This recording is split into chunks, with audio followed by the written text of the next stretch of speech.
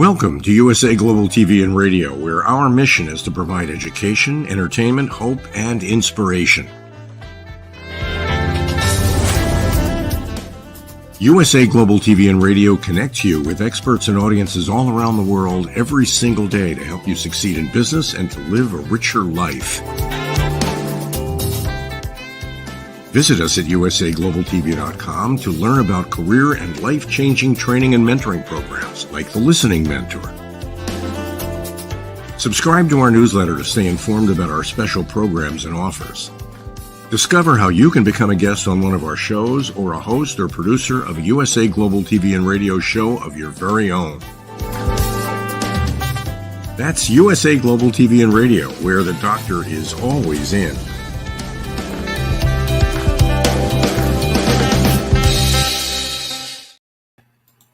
Hi, Red O'Loughlin here on the USA.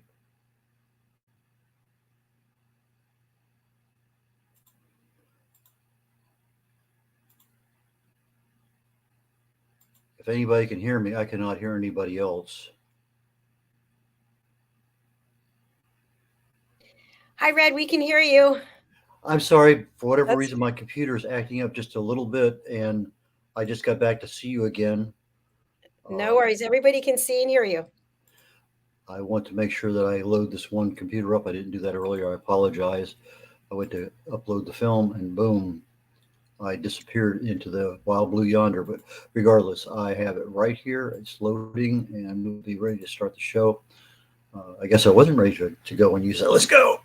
Regardless. Yeah, well, we're live right now, so take it away. Thank you. Thank you so very much for the rescue there, Dr. Jacqueline. I really appreciate it. Okay, Red O'Loughlin here on the USA Global TV and Radio Network. We're in the process of concluding our topic on longevity with regard to toxic chemicals and your health.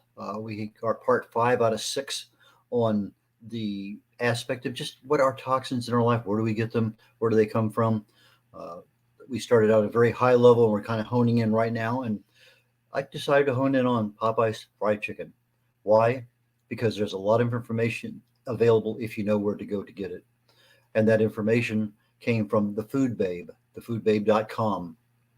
And she apparently had asked the people at Popeyes, can you give me a list of your stuff? And she says, well, they didn't give it to her. They just gave the nutritional values.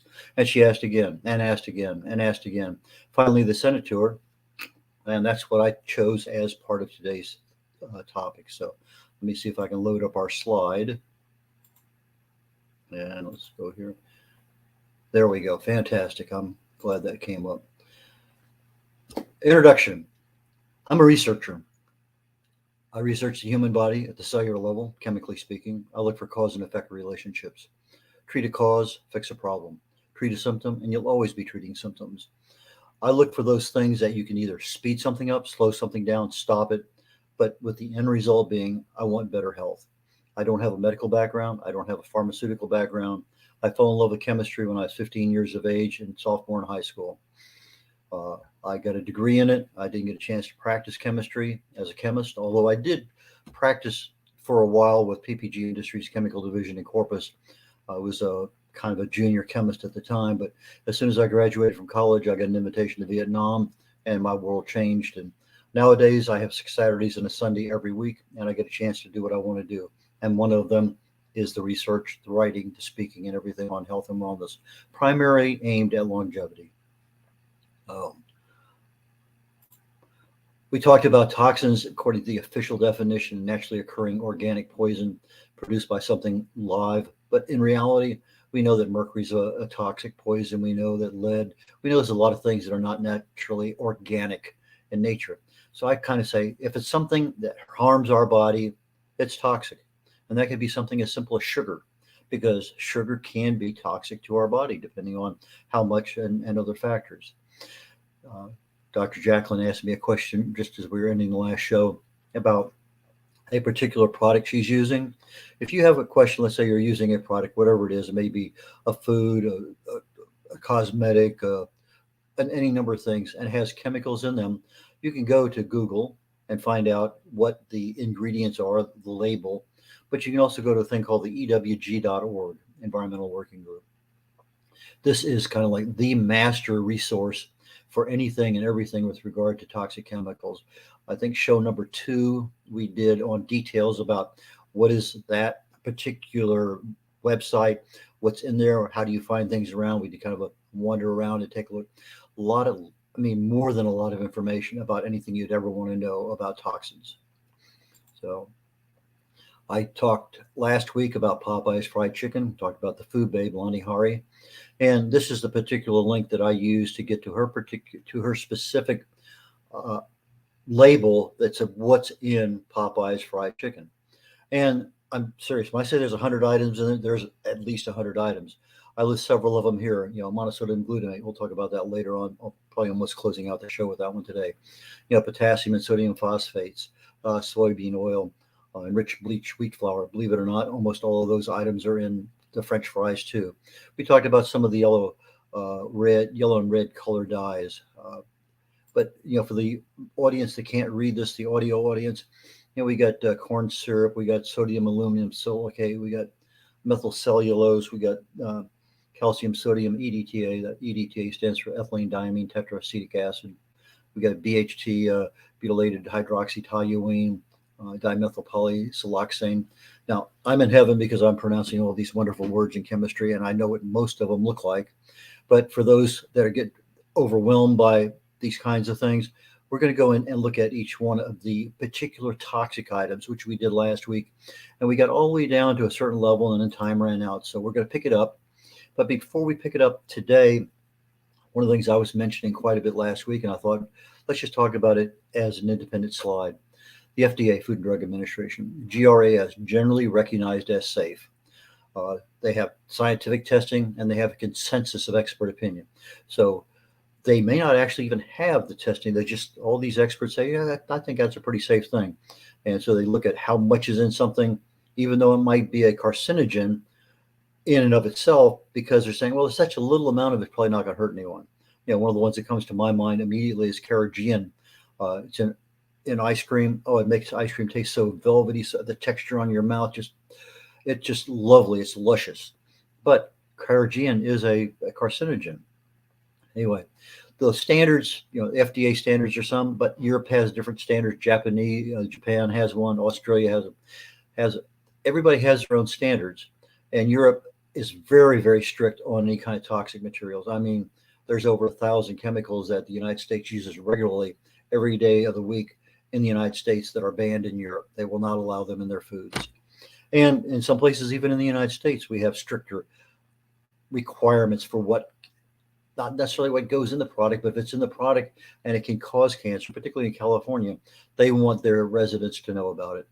So that being said, let's just jump into BHT, butylated hydroxytoluene. Again, FDA says it's generally regarded as safe. It's a preservative. However, in the same sentence, it's also a hormone disruptor. It can be a major part of endocrine disease. And so you need to kind of marry that. Well, so, you don't have that much in there. Well, almost all of your canned goods, the inner lining to keep the thing safe between the metal and the actual ingredients is a BHT layer of chemicals. But in this particular case, the BHT is put into the chicken as a preservative. But things that come out of this thing are also liver and lung inflammation, renal dysfunction. And when used with laboratory animals, they've actually had some aspects of some levels of cancer forming.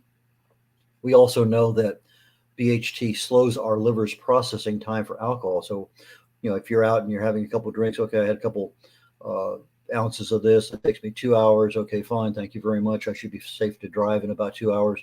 But if you're eating foods that have some of this BHT in it, more than a little bit, it's actually going to slow that time down. So instead of 2 hours, okay, I'm good to go. Maybe that's not necessarily true. But BHT is banned in Japan and in the United Kingdom. Dimethyl polysiloxane. Again, FDA says it's generally recognized as safe. It's an anti-phobing agent. Yet, just like we said, expert opinions, consensus, there's actually been no official studies to say how this is dangerous to humans. You look at that long word and you say, is it possible that could even be safe?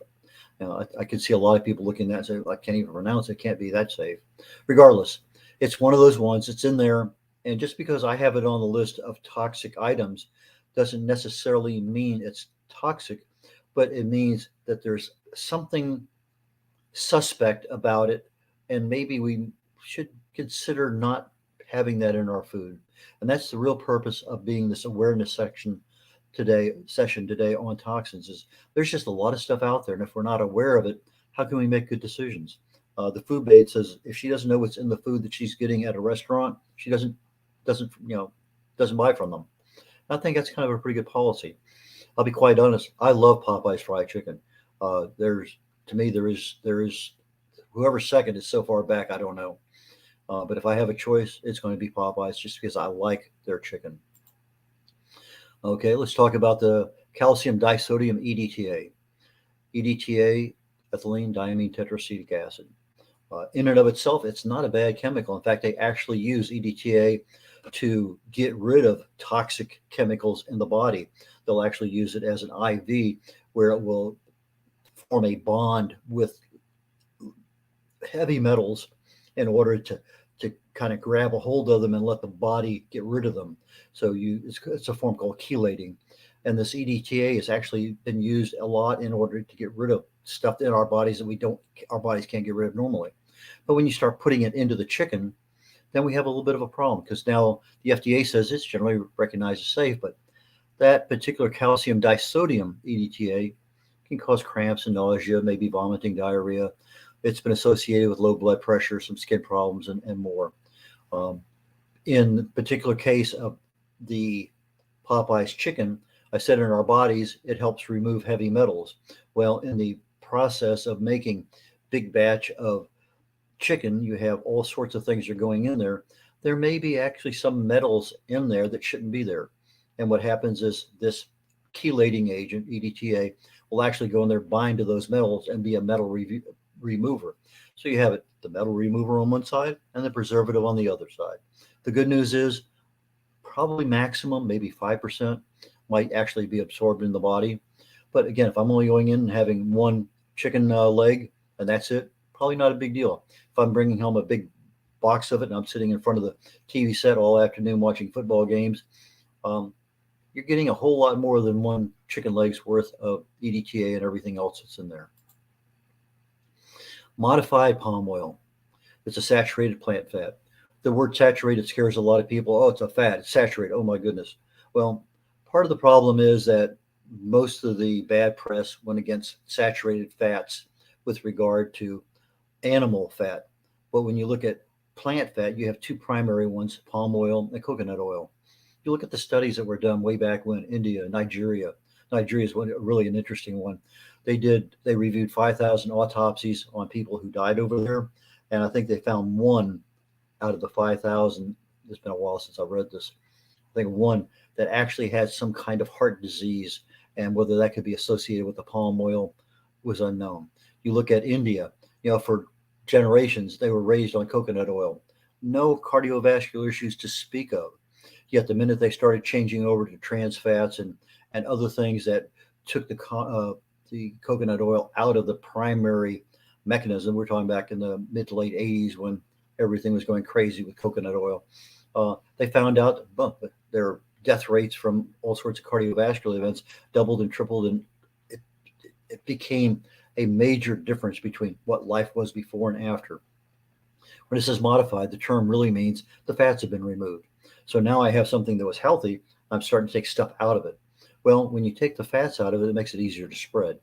But it also increases the risk of cardiovascular issues.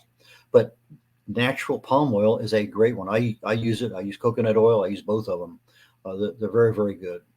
It's a medium chain triglyceride. Does that mean much? No, but it's just a different brand it's not an omega-3, it's not omega-6, not omega-9, but it is a saturated plant fat. Sodium benzoate, again, generally recognized as safe, another preservative. I've seen this one off and on with some of the companies I've worked with. They put it in there. And sometimes the sodium benzoate, depending on what's going on, can be converted to a benzene, which is a known carcinogen. And they say, well, because it can do this, we're going to list it as a carcinogen. But does it happen? I think it doesn't happen as much.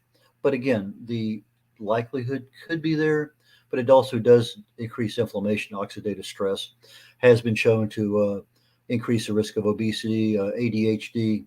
All of those things are part of that particular list of nasty items associated with benzene. Soy lecithin. How many people do we know that actually take the little tablets of soy lecithin? It's an antioxidant. It's a flavor protector. But sometimes people have little allergies, particularly anything soy. And soy is one of those products that it's depending on how it's processed as to what happens. But some common side effects of soy lecithin is diarrhea, weight gain, loss of appetite, rashes, nausea, low blood pressure. Lecithin is a phytoestrogen. It's an endocrine disruptor.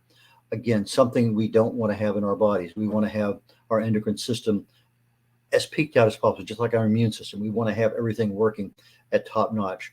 Yet you put something in there that's a disruptor, all of a sudden, instead of 100%, you're down at 70% or 30%. A lot of times the lecithin, because of the way it's processed, may contain pesticides or insecticides because soy is a product that they have out there in the field. They harvest it. And again, it's like gluten and several other problems, several other ingredients. There may be people are just naturally sensitive to it. So it's something to be aware of. Vegetable oil. And okay, now we jumped out of fried chicken into Cajun fries. I will be quite honest up front. I don't eat fries. I may have one or two, maybe individual fries at a time, and it's not very often. Maybe once a year, I will actually eat a small bag of fries. Not my cup of tea, but I understand people fall in love with them because they really and truly are that good. But the Cajun fries, in this particular case, they have vegetable oil. You look at we mentioned a minute ago, the medium chain triglycerides, the coconut oil and the palm oil. Well, you get the longer ones, and these unsaturated oils are ones that are vegetable. In and of itself, we can't make these, and we have to give they're omega-6 fatty acids. We have to get them from the foods we eat. We get them, and they're fine. And if we balance it with the omega-3s from salmon and other fatty fish, our bodies are happy. They really and truly are, because that balance is what makes everything. We can't make them, therefore we have to get them from outside in our food groups and stuff. Omega-9, which is your olive oil, not an essential oil. Do we need it? No. Can we do without it? Yeah. Is it good? Yes. Does it hurt us? Probably not. So not too concerned about the olive oil, other than the fact that most of the time the oils are processed, and what you're ending up with is not a high quality oil, and possibly even in some cases rancid. So with olive oils, a little bit extra concern about that. But with regard to the Cajun fries, the vegetable oil is usually made up of one or more, according to them, canola, soybean, cottonseed, sunflower, or corn oil. And when you start adding a lot of vegetable oil, omega-6s, to our bodies, after you get past the ratio of about 4-to-1 omega-6s to omega-3s, our bodies, instead of saying, this is an essential fatty acid, I need it, you get too much of a good thing, and it becomes an inflammatory agent in the body. So how much is too much? Well, when you take a look at the standard American diet, that omega-6, because it comes from so many different kinds of processed foods and other French fries, any of the frying oils, all of those things, you end up with 20-to-1, 30-to-1 or more. And all of a sudden, you're living in an environment that your body is constantly in inflammation. Okay, what does that really mean? From a health perspective, disease starts at the cellular level with chronic low-level inflammation. That low-level inflammation is going on molecule to molecule. Typically, you eat your antioxidants, everything balances itself out, we're happy, our body's to normal. But left over time, and these things are not being addressed with antioxidants, they're not being neutralized, stabilized, all of a sudden that inflammation grows a little bit more to an oxidative stress. And when that happens, now you start seeing little changes to your DNA, the little mutations that are starting to occur. Well, our immune system can fix a lot of those, but if the immune system is overwhelmed because of other things, these little mutations, some are good, some are bad, but the ones that are going to do harm to the body are going to start to grow, and you start getting seeds of these little things planted in the body, and they start having a life of their own. So if you want to do anything at all, cut way, way, way back on your vegetable oil and moderate it with a little bit of the omega-3 fatty acids. Enriched, bleached, enriched, let me start all over again on that one. Bleached, enriched wheat flour, corn syrup, caramel color, natural flavor. Be careful. Anytime you see the word natural on anything on a label, it's what you call a hidden word. In fact, you may even see, like the word there, monosodium glutamate. It may be contained in there in 2 or 3 different forms just by giving them a different name for it. Sugar can be called dozen and a half different things easily. But the natural flavor, I see something like that, unless it tells me exactly what that natural flavor is, I start to say, maybe I don't need this. Sodium aluminum phosphate. Again, you got the aluminum in there, you got the phosphates, you got the monosodium glutamates. Sodium acid pyrophosphate. Now we got another kind of phosphate. BHT, the butylated hydroxytoluene. And again, your dimethyl polysiloxane. Some of those things are exactly same as seen in the chicken itself. Why do I have a concern about these in the fries? Well, when I looked at the ingredients in the fries, there's about 2 dozen items. It seemed like half of them were okay, and half of them are in this list that you see here on this slide. Some level of suspect, maybe not be 100% of a toxic item, but something that we ought to not be using that much of. So what are my specific concerns? Anytime you get a dye, you have a petroleum derivative is coming from some kind of oil product. Most of these kinds of dyes are banned by the FDA. It's particularly cosmetics, because they know they cause cancer. Yet they allow us to put those things into our foods. Why? Well, because, it's not that much of it. There's just a little bit. But again, if it's only one time you're eating it per week, probably not a big deal. But if you're having it on a regular basis and a lot of it, maybe you're starting to store up some of these things that you don't want to store up. And if you're like most people and you're eating a lot of food all the time, these toxins don't get processed out of the body. They actually get stored in your fat cells.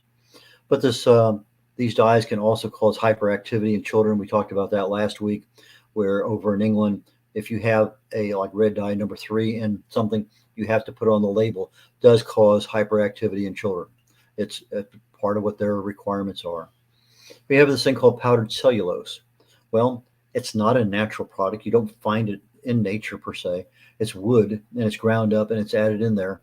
And there's reasons to add it as filler and stuff, but in and of itself, it's known to cause digestive problems.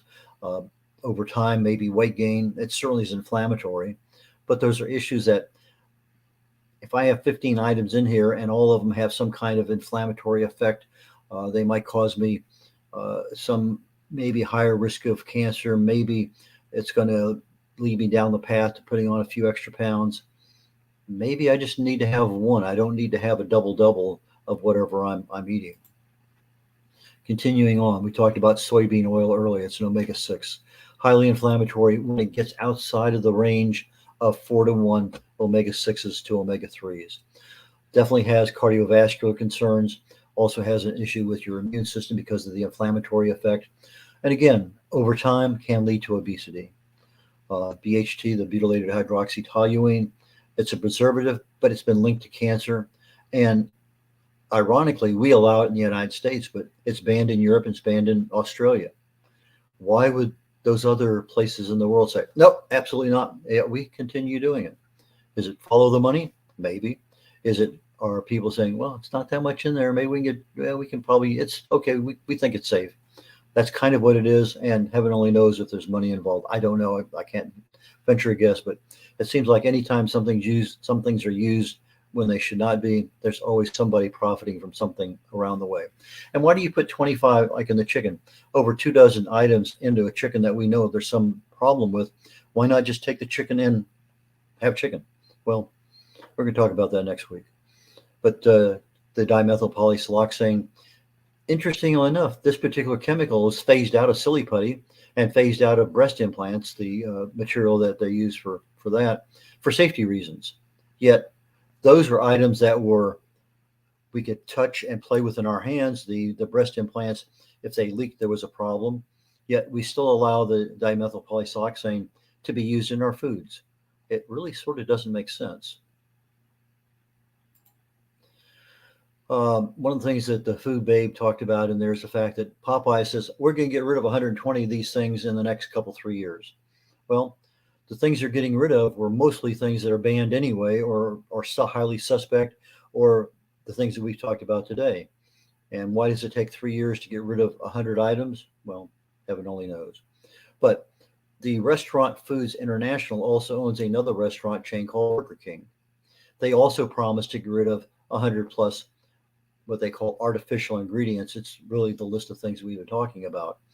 And like I say, many of them are banned. So are they really getting rid of something that is going to improve us? Are they really succumbing to pressure? Or are they really trying to make things healthier? Why would you add extra stuff in there? Why? Because it tastes good. And because when it tastes good, you're going to want more. Like the Lay's potato chip, bet you can't eat just one. If you know it was in the Lay's potato chip, you'd know why it tastes so darn good.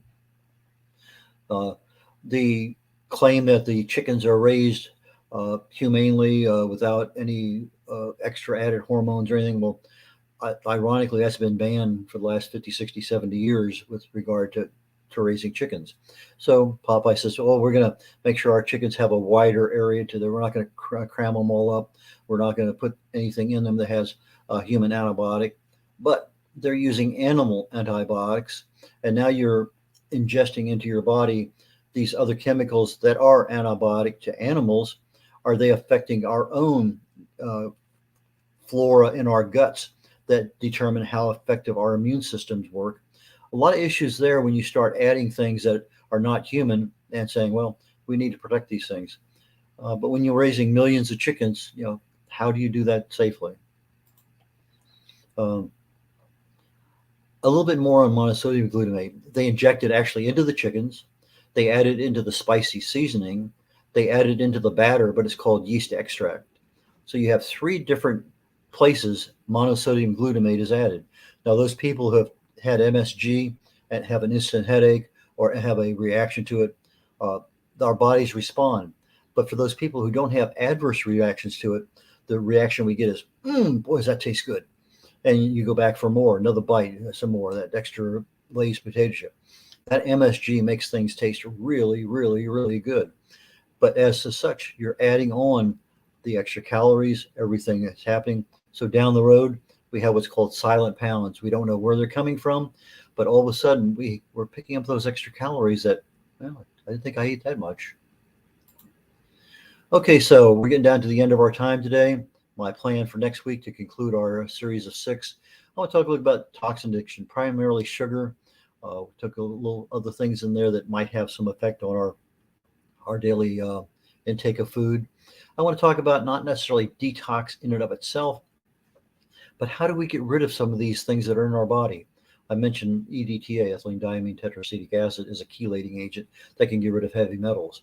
But there are a lot of things in our body that we can, in fact, quote, detox our liver, detox whatever part, and kind of let our bodies recover a lot more. And then I'm going to give you an option to do restaurant food. So if you want to make Popeye's fried chicken, you can make it at the house yourself, but with the own ingredients that you have.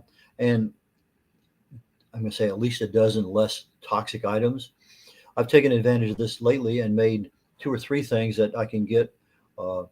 And I'm saying, wow, that tastes pretty darn good, because I'm using their recipe to do something that I am taking not all the ingredients they have, but the ingredients that make the food. So I'm using what they have, but I'm not using all the additives and artificial sweeteners and everything else. And so far, of the ones that I've tried, and it's been about a half a dozen, I like the results. The people I serve my food to really like the results. We're going to talk about some of those, where you can find them at, and why they add value to your life. And in conclusion for today, I can be reached at red@redolaughlin.com. My website is redolaughlin.com. That's red like the color, R-E-D, O'Laughlin, O-L-A-U-G-H-L-I-N. So it's Red O'Laughlin, R-E-D, O-L-A-U-G-H-L-I-N.com. I write almost every single day. I author books, I speak, I publish books, and I'm also a host and co-host and expert presenter on the USA Global TV and Radio Network. Two of my books right now, my number one best-selling book, The Joy of Ageless Health, talks about what causes disease to start in the body and what can you do about them. There's several causes such as stress and toxins and radiation, inflammation, infection, diet, etc. And I go into each one of those things and talk about them. In the Longevity Secrets for Healthy Aging, I talk about the two primary causes of aging: your production of human growth hormone as it declines with time as we get older, and the erosion of the telomeres at the end of our DNA. And what can you do about both of those? There are some things that are very, very easy to do to kind of ward off some of those decreases in natural things that occur to us. And with that, I am going to conclude today's session on Talking Heads, and I'll look forward to joining you all next week for number 6 out of 6 on toxins and health. Thank you again.